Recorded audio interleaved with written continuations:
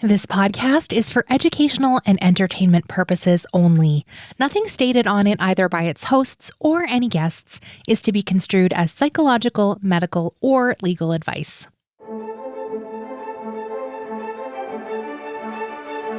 You're listening to Adoptees On, the podcast where adoptees discuss the adoption experience. I'm Haley Radke. We are thrilled to introduce you to Sarah Audsley today. Sarah's debut poetry collection, Landlock X, is our June Adoptees Only book club pick. Today, Sarah shares about how a reunion with genetic family in Korea only opened up more questions for her.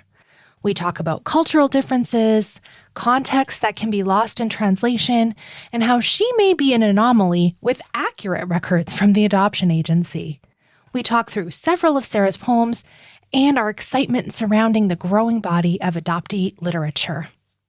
Before we get started, I wanted to personally invite you to join our Patreon adoptee community today over on adopteeson.com/community, which helps support you and also the show to support more adoptees around the world.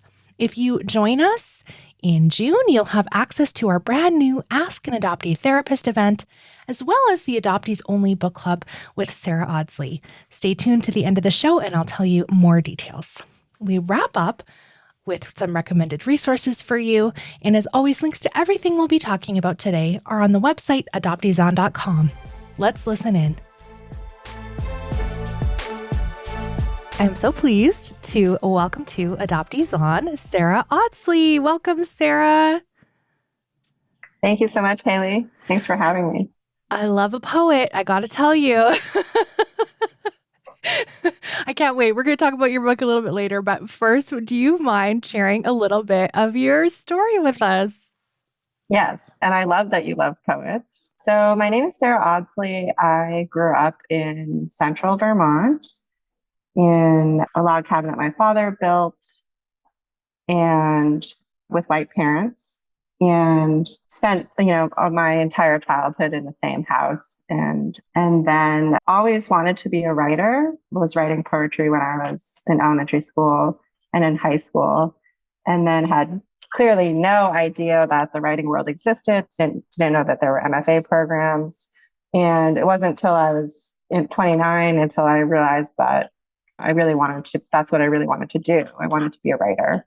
So I naturally gravitated towards processing my life and my emotions and my experiences through writing. I have a journal from when I was 10 and 12 years old of letters that I wrote to my imagined biological father and biological mother, which might be my next project to dive into, looking at that handwritten journal.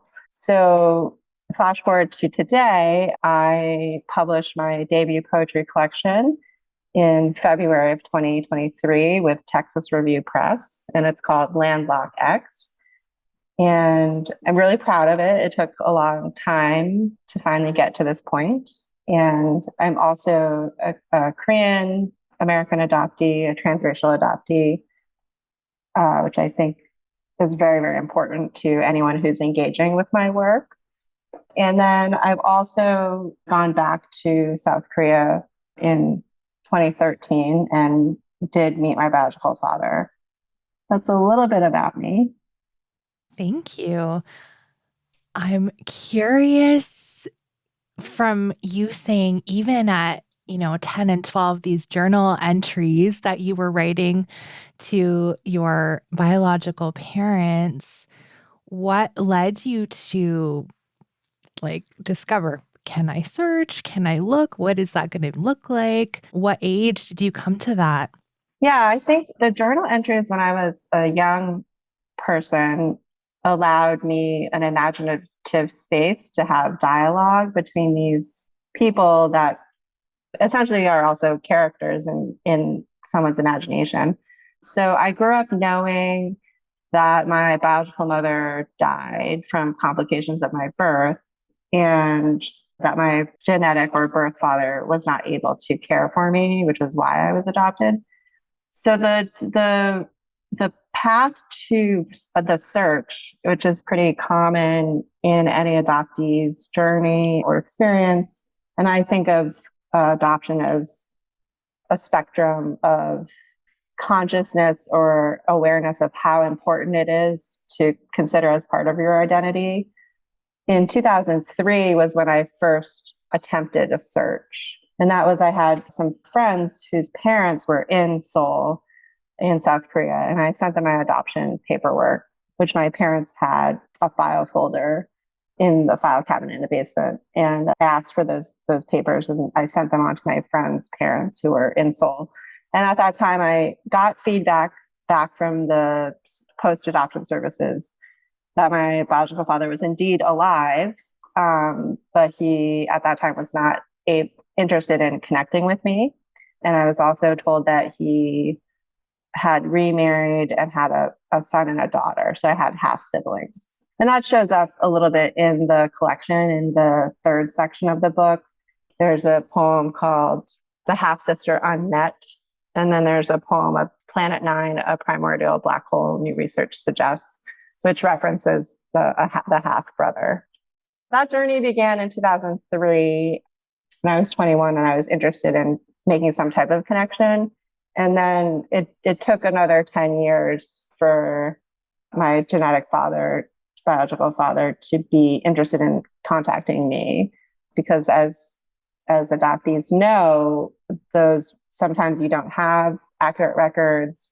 Sometimes there is no paperwork at all.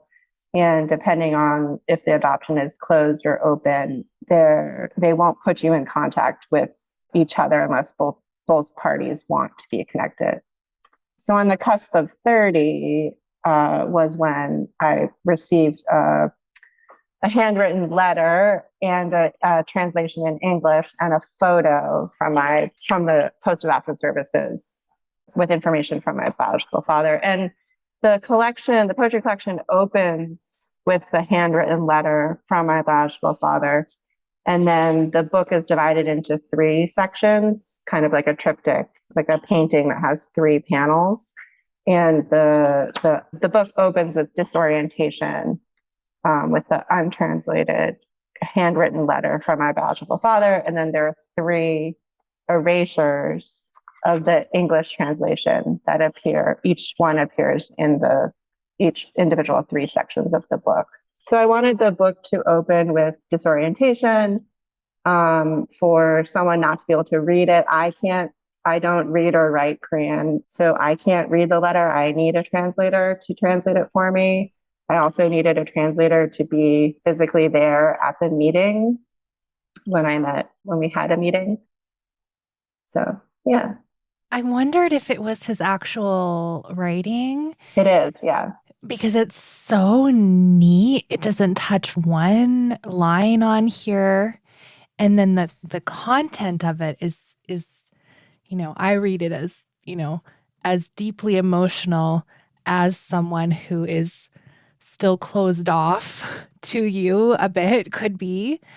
And so I don't know.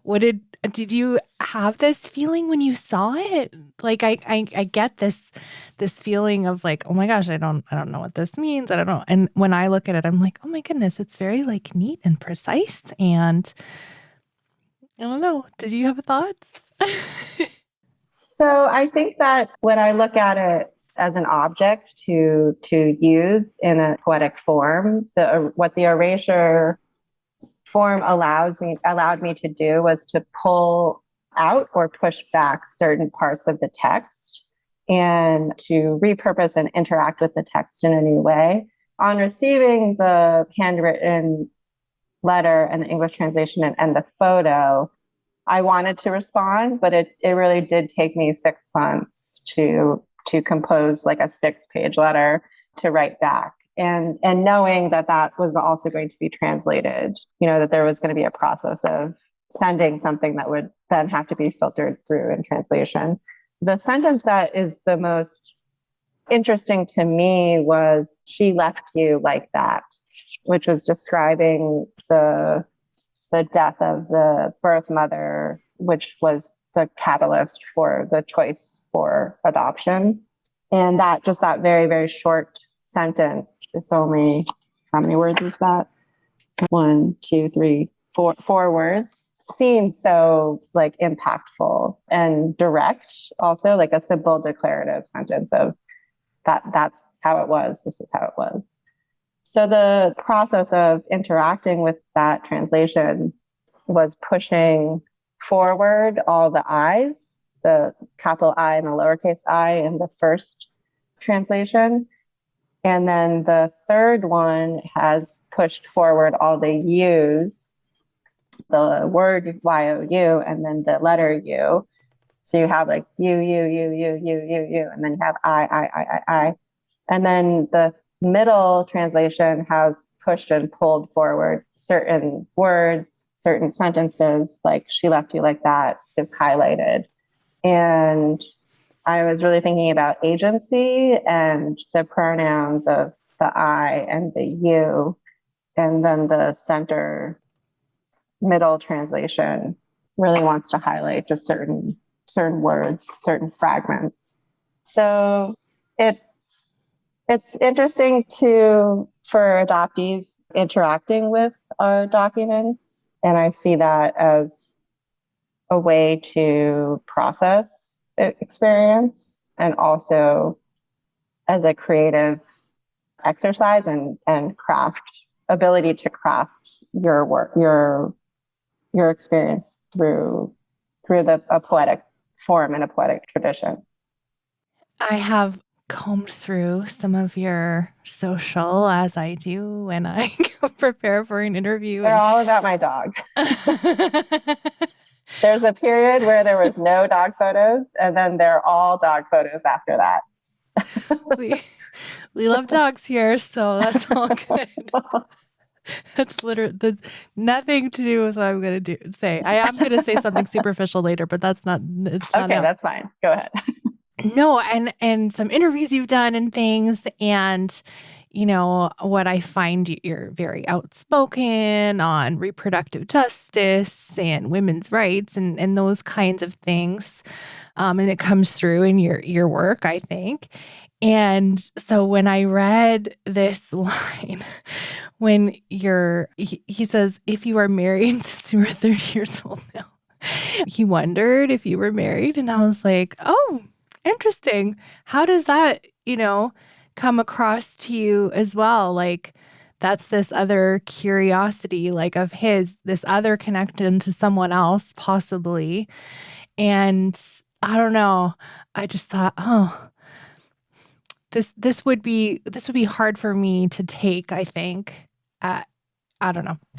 Maybe I'm reading into too much, but do you have thoughts on that? Yeah, it's really funny. I think that the content of the letter really reveals cultural differences and opinions about what success looks like from a Korean father point of view. And yeah, I very much feel American and very much am coming from a feminist point of view in the way I navigate my life and in the choices and decisions I make. So the assumptions that come with those types of statements and questions, or wondering like if I'm married or if I have a good job, is revealing of what success looks like in a Korean father's point of view. And really, like, yeah, one could think, well, my success has nothing to do with you, in that, like, I'm only genetically related to this human, this person. And also it shows a value system too. And certain things, I was like, oh, like, well, I wouldn't value certain things that he values. So I find it both like revealing and also a little bit cringe worthy on some levels for the assumptions that, that he is making. I don't want to have children personally. I have tons of friends who have kids, but that might be a metric of success for this person that made me by semen and blood, which is a line from one of the poems in the book. Thank you for sharing that. I think it's so insightful, the ways that you pull out these different pieces for us as a reader to kind of like take us along that journey with you. And in doing so, I can imagine, that might feel very scary because these poems, they're extremely personal. So much of your work it reads as autobiographical. And so I'm assuming that's true for most of it. And so how has it been for you now to have revealed yourself in these ways through your poems? Now, I know some of them were previously published, but to have them all together as a collection, and I got to read this and be like, wow, I feel like I really know you before I even got to talk to you. Yeah, thanks for that question. I've been thinking a lot about that question as bringing the book. The book's only a few months old now because it was published in February. And I'm like deeply committed to poems and to the potential of poetry and for how it's deeply important to me in my life. And in poetry speak, we talk about the first person speaker, the first person as a speaker. And I've been beginning to think of it as a persona that we get to inhabit and to process our lives and our experiences through this first person speaker. With that being said, it is you could read it as very close to me, to Sarah Audsley as a person in the world. The first person autobiographical information that you're reading is a version of the truth. And the other thing that I like to have a little bit of a boundary or a barrier around it when I'm bringing that deeply personal work from the private into the public realm through publication is that I firmly believe that it's art and that the book is a work of art and that through writing and then through revising over and over again and through the choices that I've made, that the first person speaker and my story has been transformed through the process of creating art. And so, yeah, I have several friends who have bought the book, and one of them messaged me and said, "Oh, it's like spending time with you, Sarah," which is a very friendly way of putting like, "Oh, I think I learned more about you, and therefore, like, know more about you and your life." And I think that that's true. Like, I think you could read the book and make many assumptions and learn a lot. But I also hope that the book also achieves and contributes to adoptee poetics and is in conversation with other adoptee poets and also, conveys feeling and meaning and does more than just quote unquote tell my story. I hope that it also is a work of art in and of itself. And maybe that's my best effort or my best hope for the book. But I do think that any person now in the world, but especially adoptees, I think we need to be careful about how we bring our stories forward. And because it is risky, because there could be misunderstandings and there's also stereotypical story narratives around adoption. And so I've been nervous about confirming or affirming certain biases around the adoption industry. But the book is grounded in my lived experience. And there are racialized moments and microaggressions that I have experienced that make its way into the book. So as I've been moving that work from the private into the public realm through readings and these types of wonderful opportunities, I'm open to having these conversations because I want to be having these types of conversations and contribute to the conversation. And then the last thing I will say is that I think that anyone who is working in any medium, whether it's like visual art or performance or documentary or writing, and if you're an adoptee, I feel like you have to be ready for that shift from the private to the public. And that at the end of the day, you get to choose how much you tell or how much you don't tell. And you can always say no. Absolutely. You can always say no, which is what I tell people at the beginning of our of our interviews. If I ask you something you don't want to talk about, please tell me and we'll just move on. Yeah. Our stories are one of the only things we have agency over saying or not, right? So, Yeah. especially as adopted people. Well, I love how some of the things you highlight in the book, like you literally have a piece about the Adoptee Citizenship Act, and so I was like, yes, I'm so thankful for that. Anytime fellow adoptees are highlighting adoptee issues to the general public, like it just feels, well, frankly, it feels subversive, which is silly that it has to be that way still, but very empowering for the rest of us to be like, okay, great. Somebody said it. So thank you for adding to the chorus of voices around that.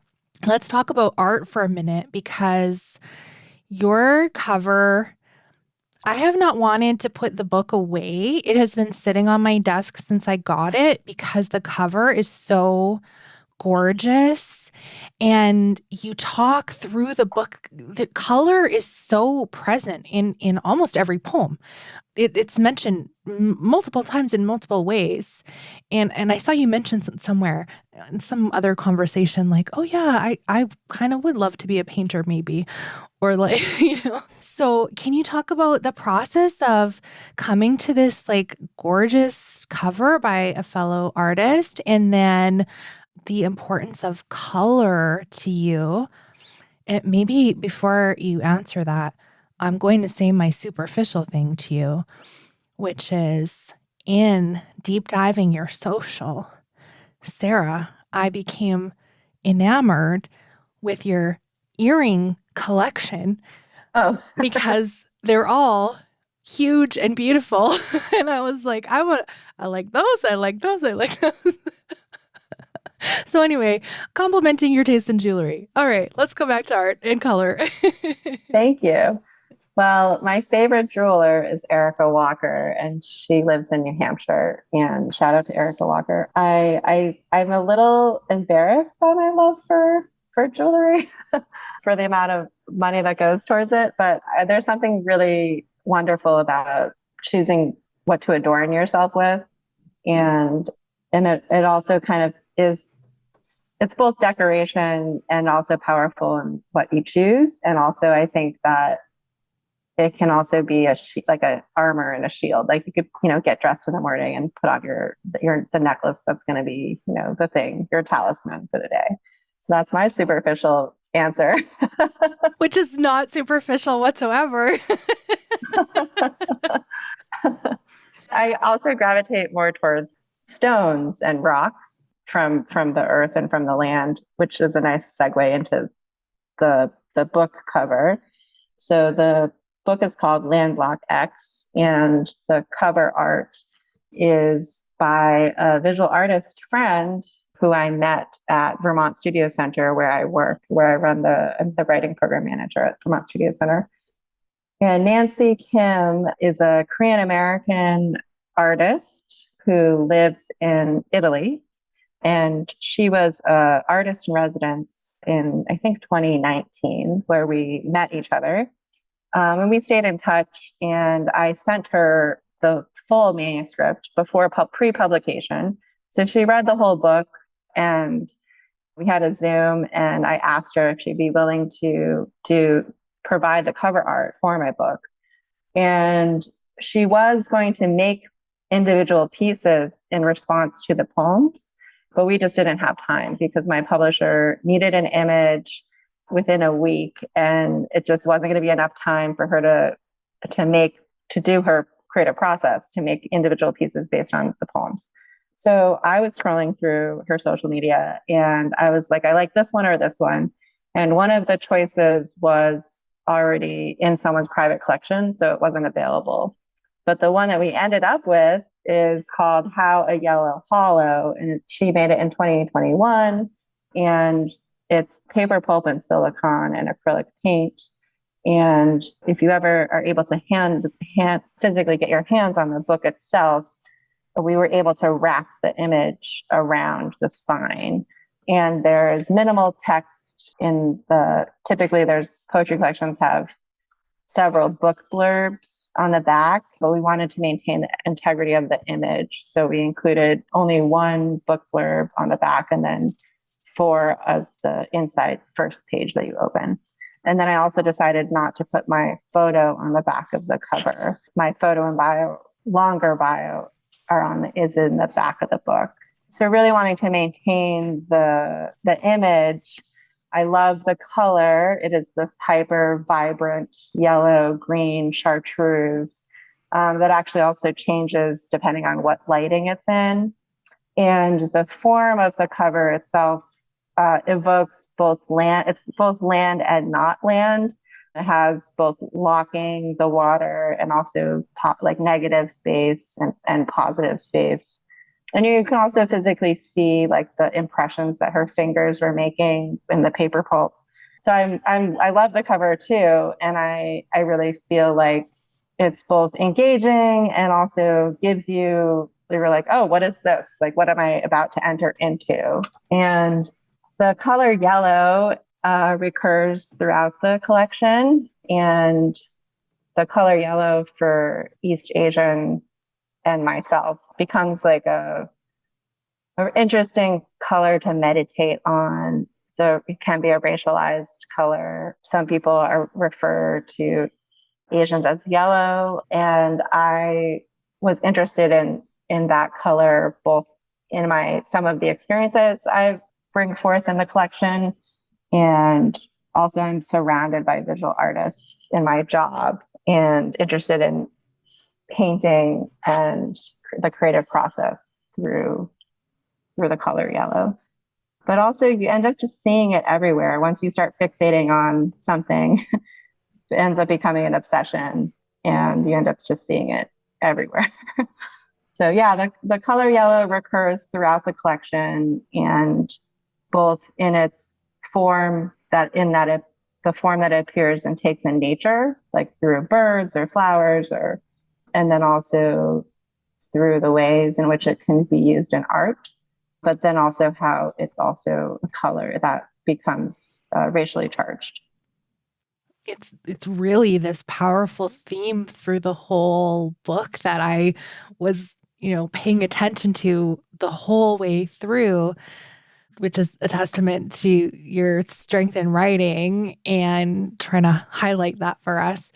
I don't know, I was just really struck by the way you describe things visually. And then when I found out one of your hobbies is like, climbing and being in nature and all of those things, I was like, oh, okay, I kind of get it. Like you're very interested in what nature looks like and being, connected to place. And so I think those themes come through as well. Can you talk a little bit about your love for being outdoors and exploring and what that means to you personally? We talk so much about, therapy and like, processing our adoptee stuff on the show. And I'm wondering if that's any piece of it for you. I am not currently in therapy. I'm slightly resistant to it because I've found ways to process my experience in other ways that I would call therapy. And that is, spending time with my dog and also spending a lot of time outside in nature. And I do feel a deep sense of place and belonging in the landscape where I live. I also lived in New Hampshire for 10 years before I moved back to my home state of Vermont. And that 10-year period was, biking, climbing, ice climbing, backcountry skiing, cross-country skiing. So moving in the landscape and in accessing different trails and peaks and summits has been really important to me for decades now.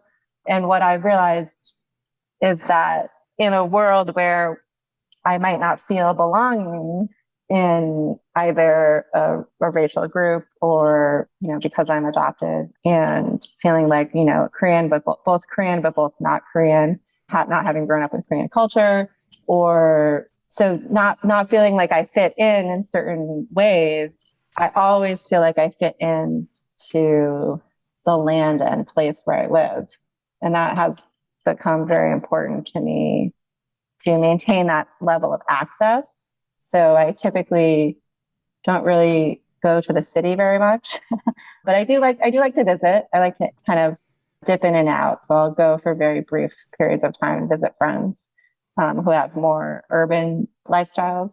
And I do really love engaging with museums and like the food. Like I am very much lacking in different types of cuisine and food access where I live. But yeah, the sense of place and belonging for me really comes from my ability to see and experience a landscape in all different seasons as well, which I think comes through in the work and the poems, just paying attention to the detail. One of the things that I really enjoy is revisiting the same hiking trail or mountain summit or river or stream or whatever in different seasons and watching it evolve and change over the course of the regular natural changes that take place in nature.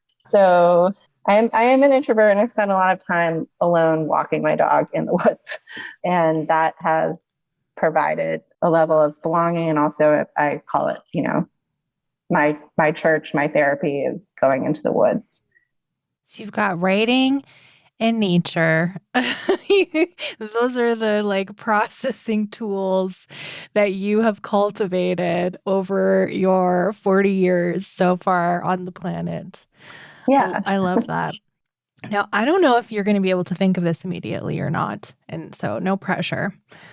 But I live in Alberta, and I'm wondering if you can think back to when you were in Banff and if you were working on any of the pieces that ended up here. Anything related to where I live, Sarah? So Haley's referencing, thank you for doing the really deep dive. You're a very good researcher. It's not creepy when you're an interviewer, right? Right, exactly. That's the job. Yeah. So yeah, I had a 5-week residency at the Banff Center, and the Banff Center is located in Banff, and they have a literary arts program. They also have performing arts and a really great Indigenous writers program as well. And I was definitely working on poems for the book during that time. Continuum came from that time period.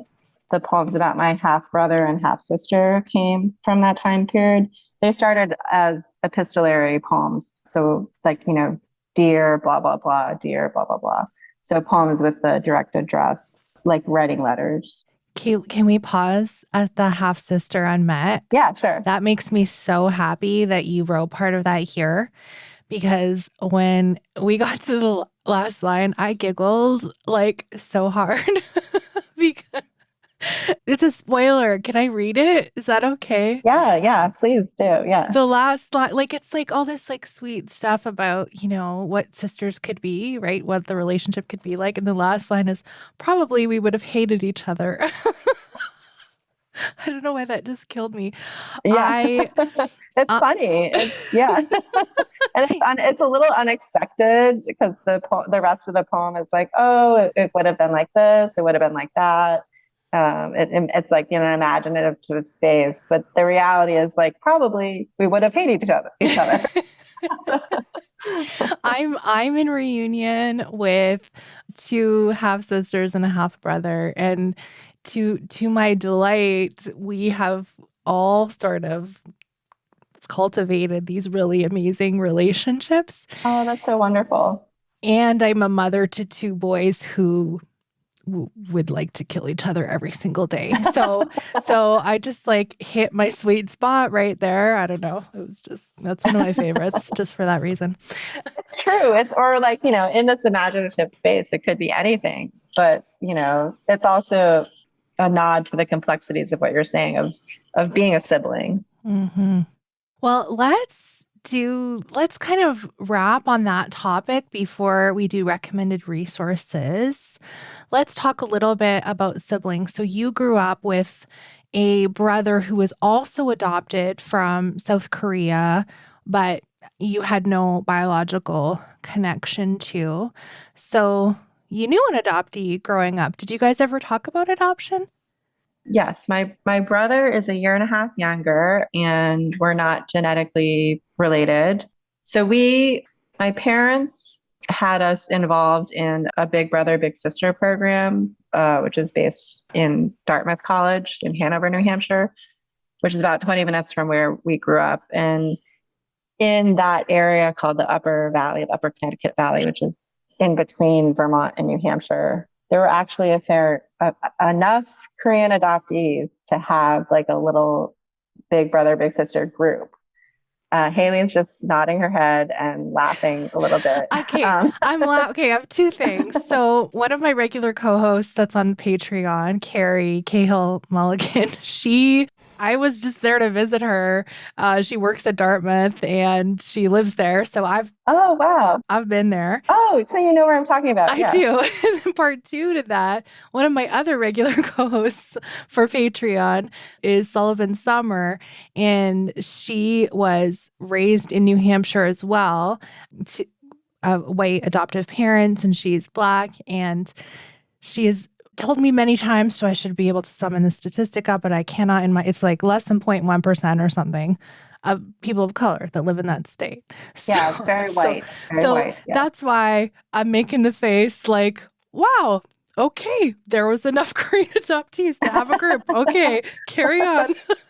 Yeah, I think it was like maybe like less than 10. Like maybe it was like 6 of us or 7. I don't know. I don't actually remember.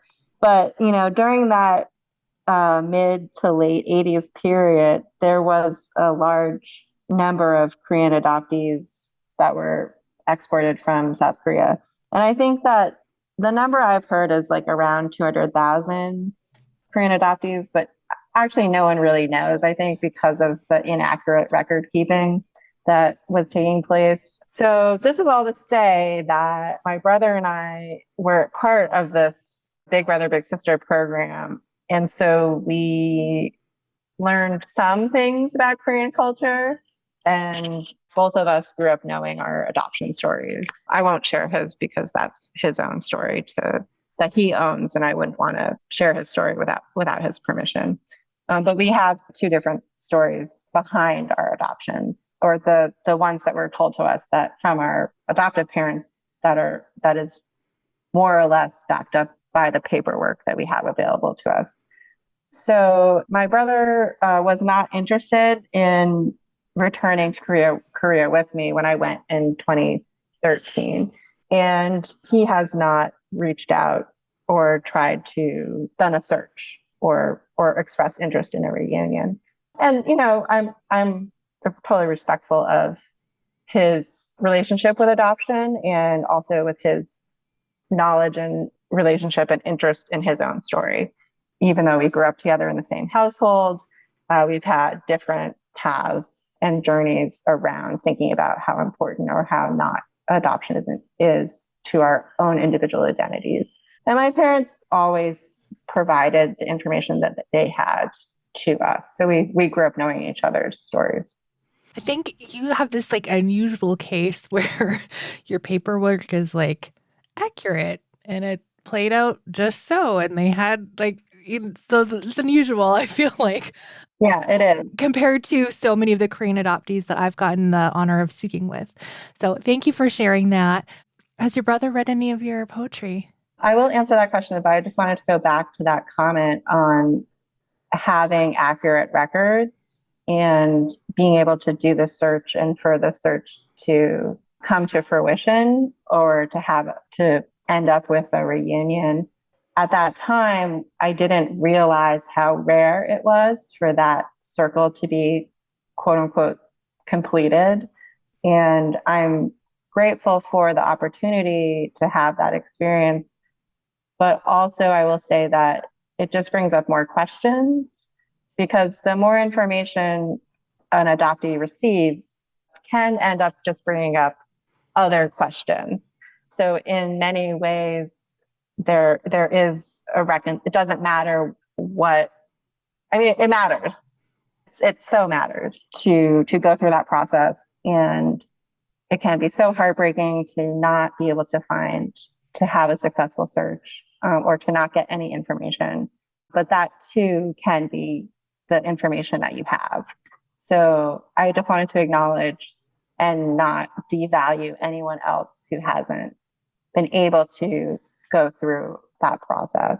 And I also think it's really risky and it takes a lot of courage and vulnerability and kind of blind faith to pursue that. And the other thing is that I never did a blood test to actually confirm that the person that I was looking across at the room was actually my genetic father. I just trusted, but I blindly trusted the paperwork to be accurate, which it's kind of weird to think about.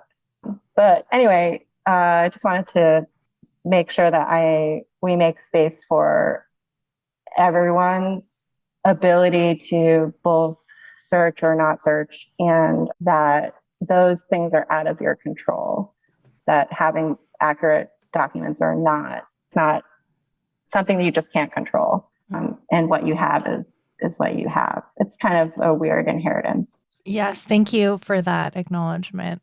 And then, so you asked about my brother, and my brother has a copy of my book, as do my adoptive parents. And I don't actually know if he's read it. I think he's read the poem. There's a poem in the book called Swarm, which is a childhood memory of... Never forget. Yeah. Where, we're kids and we're biking on the property and we hit a log and all these wasps come flying out. And I got in trouble because I didn't help my brother. I just got out of there. And I got in trouble for not helping my brother, not staying to get him out of there too. And this poem is kind of it's and it also has very connected to the farming culture that I grew up with, and haying and references my brother. So I think he's read that, and we just joke about it around the dinner table at my parents. Okay. That's a scary poem. It's coming from someone who last year let the wasps carry on a little too much in my yard, to the point where some of them came inside. Oh. Do not recommend. Anyway, let's do our recommended resources. Have nothing to do with wasps. I love that you said chartreuse in our conversation, because that's the color I was going to use to describe your cover, which is gorgeous. And I hope everyone grabs a copy of Landlock X. It is really phenomenal. And I'm not just saying that because you're right there.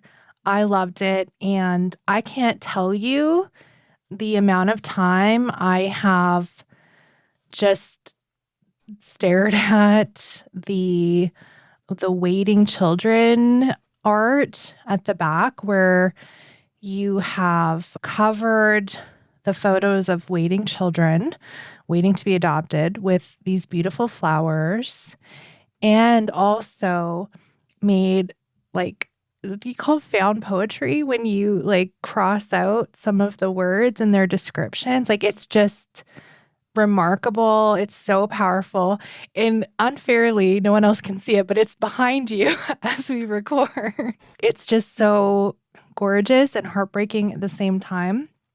And I hope that through our conversation, folks can hear how much I enjoyed your poems and reread. And in fact, we loved it so much, we invited you to do our book club this month. So at the end of June, Sarah graciously agreed to come and be our featured author for June. So we're reading Landlock X together. If you are Patreon supporter, you can come and join us live for that Zoom. And if not, you just still need to get Sarah's book. It's just amazing. And just for the people that maybe poetry can be intimidating sometimes. Like, I found your work very approachable. And of course, I've found new things upon second, third readings, but overall, like, it was not easy to read. I don't want to like simplify it like that, but it was very approachable and just loved it. Fellow adoptee, well done. Thanks, Haley. Yeah, shout out to poetry. You can read poetry. Yes. Don't be afraid. You too can read poetry and understand some of the meanings behind it. And we probably won't truly know all the things that you've hid for us in there, but some of those is what we interpret for ourselves as well, right? So it kind of can go both ways. What do you want to recommend to us, Sarah? Thank you so much, Haley, for having me and for giving me this opportunity to talk to a fellow adoptee and to be in touch with people in your community. I'm so impressed by the community that you've built. And also, I think it's really lovely that you're asking anyone you're interviewing to have a recommendation for another resource. And so my recommendation is Cleave by Tiana Nobile, and she is a fellow Korean adoptee and actually a dear friend from graduate school who invited me to join her in the Starlings Collective. And we are an adoptee collective that has a list of resources on our website. And also we do an adoptee book club because there can be several ones. And it's so exciting to be together in multiple different ways and to have multiple access points for adoptees to engage with each other. I definitely did not have this when I was growing up. So I'm super grateful. But Tiana's book, Cleave, is also a poetry collection. And she was also been interviewed by Haley on Adoptees On podcast. So you can listen to the interview with Haley and Tiana and also pick up a book. Tiana's book, she's a master of folding in research into her poetics, which Haley highlights in the Adoptees On interview with Tiana. Tiana's a dear friend, and I think I see her as a sister and also as a fierce adoptee activist and advocate for our voices to be able to tell our own stories. So I have a deep kinship to her. So thank you for asking. Yeah. I love that you recommended her. I didn't know that you guys had that connection when I invited you on. And I know I gushed about Cleave on her episode, which is 189.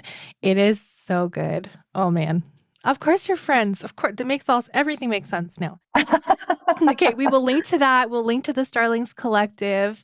I know Tiana has done several courses for fellow adoptees who are, getting into poetry writing. And I know you guys have done online events together and poetry readings and things. So make sure you are following Sarah and Tiana for sure. Where can we connect with you online, Sarah? Sure. I have a website. It's sarahaudsley.com and Audsley, so Sodsley on Instagram. Perfect. Thank you so much for our conversation today. Thanks, Haley. Thanks for having me and for all you do for the adoptee community. I'm so excited that Sarah's book is our June Adoptees Only book club pick. We are recording that book club event live on June 24th. And if you are a patron, you can join us. I hope you'll join us. Our co-host Sullivan Summer will be interviewing Sarah, and many of our adoptee friends will be joining us as we discuss this tremendous poetry collection. We have just announced some changes for the Adoptees On Patreon community, and I'm really excited that we are going to be having a new monthly event with direct access to some of your favorite adoptee therapists who have appeared on this podcast. If you have questions you'd like to submit to our therapists, you can join us at adopteeson.com/community. And there's a link to the Ask an Adoptee Therapist form in Patreon. Our first live event, if you're listening to this episode when it goes live, is next Tuesday, June 6th.